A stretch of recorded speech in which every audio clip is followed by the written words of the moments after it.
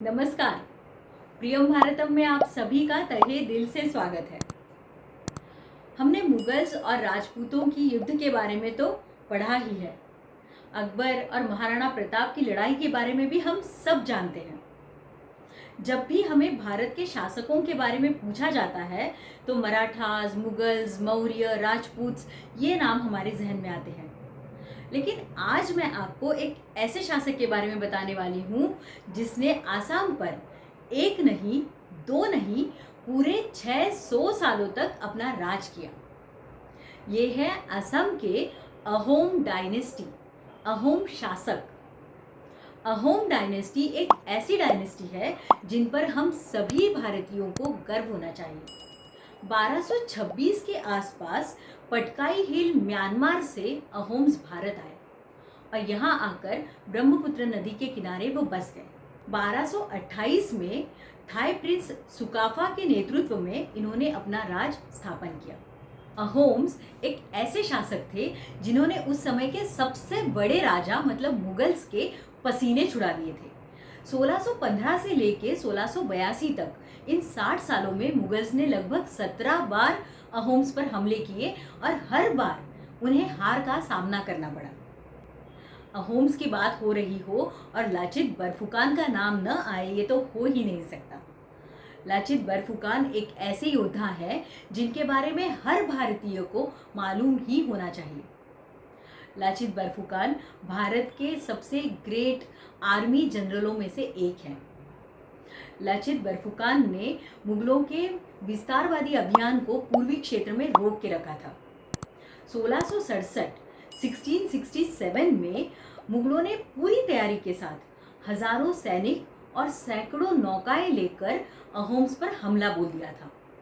लेकिन उस समय उनके सामने सिर्फ 7 नौकाएं और कुछ सेना लेकर लाचित बरफुकान खड़े थे। परफेक्ट प्लानिंग, अपनी सूझबूझ और अपने राज्य के भौगोलिक स्थिति का सही इस्तेमाल, इन सब चीज़ों की वजह से लाचित ने इतनी बड़ी सेना को भी हरा दिया था। और सिर्फ हराया ही नहीं था, इस तरह से हराया था कि उसके बाद मुगलों ने कभी भी पूर्वी क्षेत्र की तरफ मुड़ के भी नहीं देखा। इस जीत को आज भी 24 नवंबर के दिन लाचित दिवस के रूप में मनाया जाता है। अहोम्स बाहर से आए थे, फिर भी आसाम के लोग अहोम्स को बहुत मानते हैं।